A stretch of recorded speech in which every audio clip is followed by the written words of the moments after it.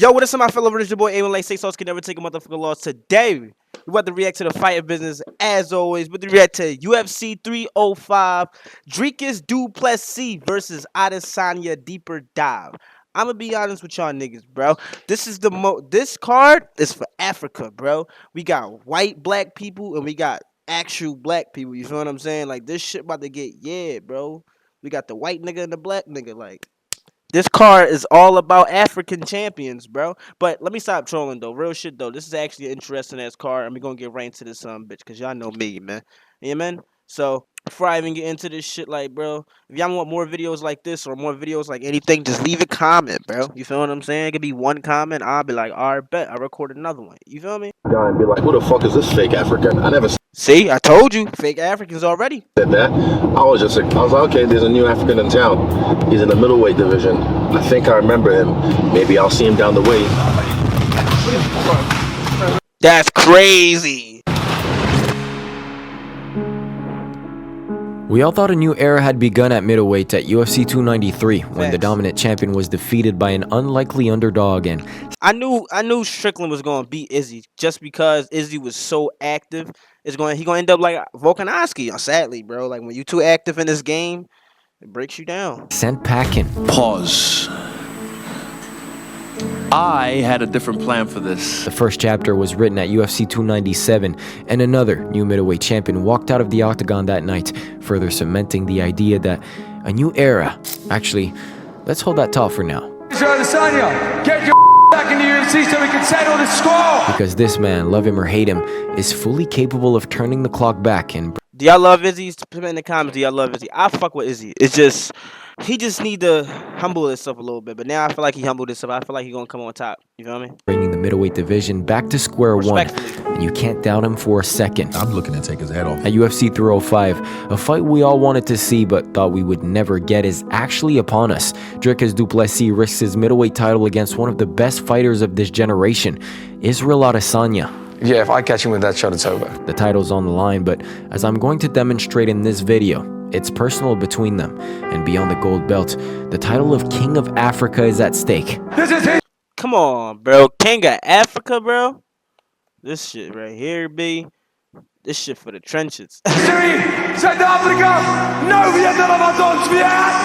want to whoop his ass so bad. I want to whoop his ass so bad. I want to do it. Welcome to the fighting business. I don't know about you guys, but the UFC seems to hate the middleweight division. The card is rarely stacked whenever the 185-pound belt closes out the show, but the past few middleweight championship fights had a lot going on, and this one is no different.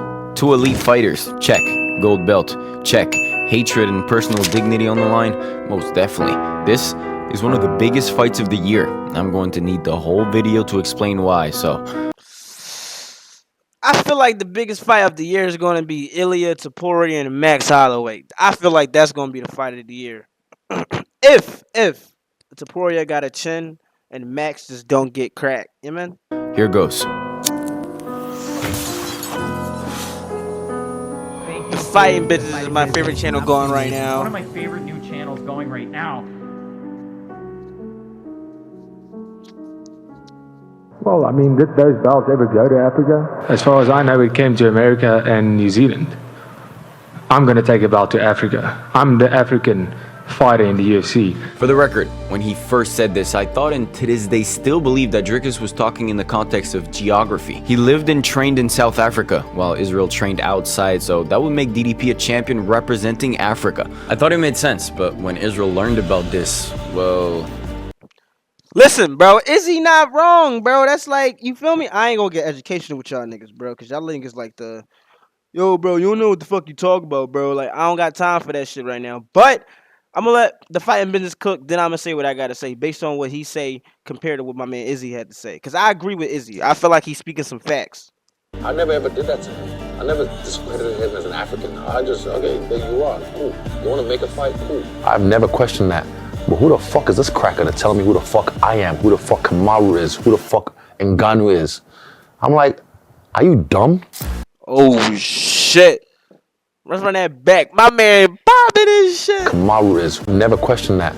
But who the fuck is this cracker to tell me who the fuck I am? This cracker? He talk crazy, man. Who the fuck Kamaru is? Who the fuck Ngannou is? I'm like, Are you dumb? He was clearly not happy. This little exchange built a bad blood rivalry between the two, getting most MMA fans really excited, but back then, there was a snowball's chance in hell that DDP and Israel would actually fight, at least inside the octagon, as they were on different ends of the spectrum. Israel, the champion and superstar, was way up there, while Dricus, unknown and branded as the next Derek Brunson, was nowhere close and would never come close. Israel had recently accomplished the biggest conquest of his career. At UFC 281, he faced Alex Pereira, the walking manifestation of his worst nightmare, who had chased him to the UFC. And at Madison Square Garden, he beat Israel for the third time and took his middleweight title. You wonder if it was the left hook or the ghost in the attic. That's when most people just step back and say, fuck that. But you gotta give credit to Izzy, as he was right back in the octagon with Alex a few months later. UFC 287 was supposed to be the end for Izzy. I know what I have to do. I'm gonna beat this guy. I can't wait, man. Pereira was almost fated to defeat him again and drive him out of another sport, but Adesanya found that one shot and became the first and so far the only guy in the UFC to defeat Pereira. Bro defied fate that day. I hope every one of you behind your screens or in this arena can feel this level of happiness just one time in your life. Now that Israel had defeated his boogeyman, there was no one to stop him at 185, and for a few months, the MMA community was united in singing his praises. He was honestly on top of the MMA world, but that one moment, He's a fucking cracker to tell me who the fuck I am. and the tide began to turn. Meanwhile, DDP, who was undefeated in the UFC but still laughed at, had beaten a few notable fighters at middleweight and was progressing towards the top of the division. I'm here to fight, and He is undefeated in UFC right now. That's kind of crazy work. we're so young in age for the weight, and I'm ready to beat anybody they put in front of me. And in every interview, he was bombarded with questions about Izzy and Africa. Firstly, I think so many people made comments, Adesanya and at that stage Usman as well, made their statements after that, and it was like 2 or 3 weeks after the fact that I said it. So I was really surprised, because when I said it, it was never to spark a reaction. It was purely stating the fact that there's a record book, and if you go on the record books, I will be the first champion to reside in Africa. UFC fans still wanted to see these two fights. We respect that, B. We respect that. But you ain't African in blood, my nigga. Like, that's what my man said. You check the DNA, it would tell you where you're from. You feel me? Like, run that clip, B. And the company itself was more than willing to arrange a championship bout. There was a story, and I fuck with Dricus. I do. As a human being, I do. Like, you're a good-ass fighter. But, come on, bro. We all know he kissed his coach. He got a badass, smoke, fire-ass hell of a girlfriend. But he tangled up right now, B. Whoever you know what I'm talking about, he tangled up right now, B. That's why I want Izzy to take that belt. He could fight Strickland, and Strickland could just whoop Izzy ass again. You man? It's like, no, but yeah, Dricus gotta lose that belt though. and lots of hate between Israel and DDP, and the latter only needed one more win over any other ranked contender to get his title shot. But Dricus, respect to him, signed to fight Robert Whittaker. Whittaker has a whole lot of dog in him, but I don't think people have really seen the dog that I have in me, and I can't wait to showcase that. Yeah, buddy. I don't think we want to see your dog, buddy. At UFC 290, with Israel manifesting and rambling from the crowd, I manifested became this! the second only middleweight to beat Robert Whittaker. He proved you, me, and everyone else wrong. And it wasn't even a fluke win, as he matched Whittaker punch for punch and knocked him out in the second round. We were finally going to get Adesanya versus du Plessis, and of course, the UFC brought Israel inside the octagon to fan the flames of the rivalry. Run that clip. Yeah, my African brother. Yeah, my African brother. Yeah, nigga. Yeah, man. Further, but I'm sure they weren't expecting this. Fine, relax. This is my African brother right here. Let's go. What's up, Nigga. Let's What's up, go, bitch? Cheers. Yeah, nigga. Within 40 yeah, or so nigga. seconds, Adesanya botched whatever goodwill he had built up and got booed out of the building. Now, people were hoping to see DDP smash Man, all them people in that arena was fucking white, bro. No racism in him, that. and the UFC approached a new #1 contender right after he stepped out of the octagon that night, expecting him to show up for UFC 293 a few months later, as Adesanya was going to main event that card. Unfortunately, no, I had a great fight game, but unfortunately I got injured I think it was 19 or 18 days, exactly the day before we flew out. Dricus understandably said no, injured and short on time. And I'm injured. What do you want from me? There's nothing I can do about it. UFC reached out to Sean Strickland as Plan B, and he accepted. I'm trying to do it for you guys. We're trying to make it happen for you guys. And then, once the fight happens, all I gotta do is fight Izzy. Which, you know, that's the easy part, right? Adesanya versus Strickland. That's crazy work that he said that, and it really was easy work for him. Strickland was supposed to be a small detour before we got back on track, but I've maintained that middleweight is one of the most chaotic divisions in history. And what do you know? Strickland dog-walked Israel for all 5 rounds, completely outclassing him to become the new middleweight champion. A million years when I thought I'd be here, man. Like, I don't cry much, but I'm trying to keep my together right now. Holy shit. Still feels a little surreal looking back. Just one night and the middleweight division was completely flipped. Strickland was the new champion, and according to reports from back then, he had sent Israel to either a long hiatus or permanent retirement, with Israel out of the That is true, bro. I won't say retirement, but he definitely was like, yeah, sit the fuck down. picture for now. Strickland defended his newly won title against the most deserving contender, Dricus du Plessis.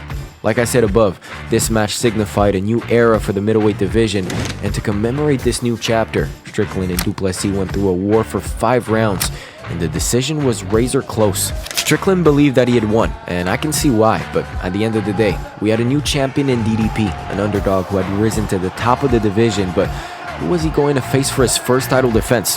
There were a few options, namely a rematch with Strickland and another rematch with Robert Whittaker.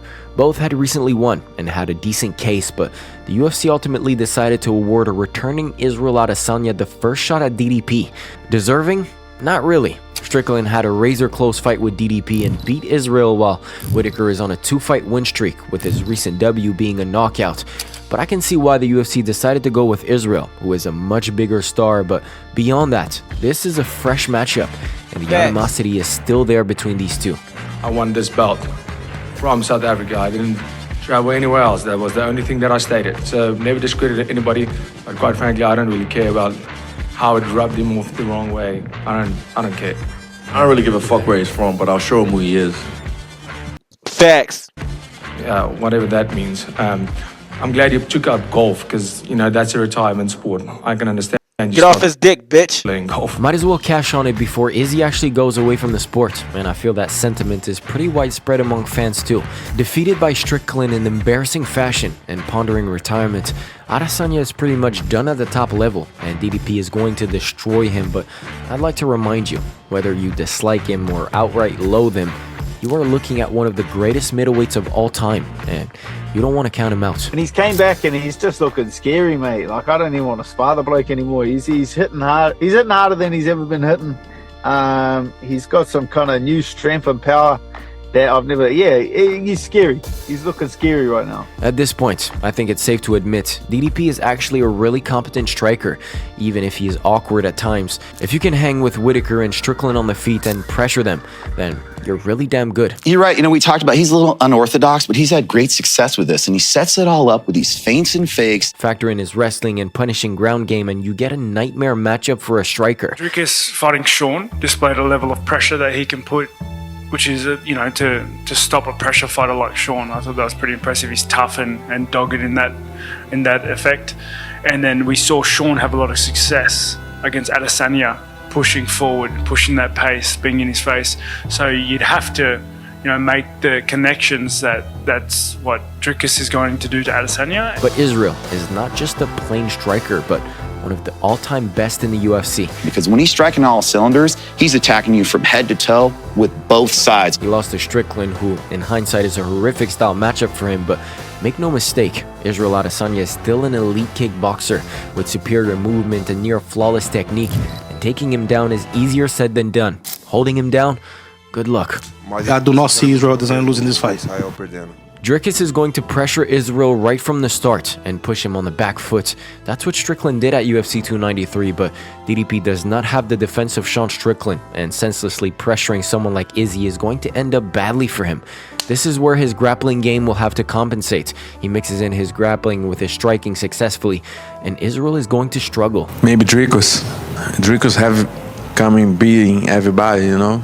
Conversely, if Dricus does not get the respect of Israel, whether due to his power or the threat of the takedown, and the former champion settles in, Dricus is going to be eating kicks and punches from range until the decision is read or his consciousness is taken away. Him versus Israel should be an interesting fight, but of course, Israel always has. Why is this nigga getting interviewed right now, B? Who is he fighting, Bilal? Like, the fuck? My vote. As underrated as he is, technically and style-wise, Dricus du Plessis is still a berserker, and he himself will tell you he is prepared to die inside the octagon each time he comes to fight, while Israel Adesanya, not as strong and explosive as his opponent, is a technician relying on skill and knowledge to outclass. So either Israel Adesanya styles on him. There's a lot of emotions right here, not only trying to get his belt back, but from all the previous talk going into this one. I think we have a guy, Israel Adesanya, that took this fight very seriously. I think it's going to be a tough fight for Dricus du Plessis. Where Dricus du Plessis that announcer know what the fuck he's talking about. Outright mauls him. One thing for sure. Or analysis, whatever the fuck you call him, but he know what the fuck he talking about. Deserving or not, this is the biggest middleweight fight in recent memory, and given the history between these two, I'll gladly take it. Thank you very much. You're welcome, my nigga. I'm self-motivated. I'm motivated by carrying my country's flag, knowing that I live in that country, knowing that that is the country I represent. This is a fight that's not just about the middleweight title, but about pride, legacy, and unfinished business. In Africa. Now that he's seen me in that cage, he knows what a force I am in there. He could feel the energy, and I could feel how insignificant he is to me when we get into that cage. Dricus du Plessis is stepping into the octagon with the belt, but Israel Adesanya, y'all must have forgotten, is bringing the experience and skill he has owned over a lifetime of combat. You don't understand that. I call the shots. You don't call the shot. Beyond that, his ambition to reclaim his throne is relentless. Will Dricus du Plessis actually begin his own path to becoming an all-time great at 185? Or will Israel Adesanya remind us all, once again, why he's one of the greatest fighters of this generation? Ooh, shit getting spicy. But I'm gonna do a lot of reactions to that shit, y'all. We gonna watch that shit, chat. No bullshit. I don't know what y'all say. Call y'all chat. I'm gonna call y'all comment section or family or fellow virgins or something, bro. Y'all don't even communicate with me. I just talk, I mean, not even talk. Y'all just. Help me out.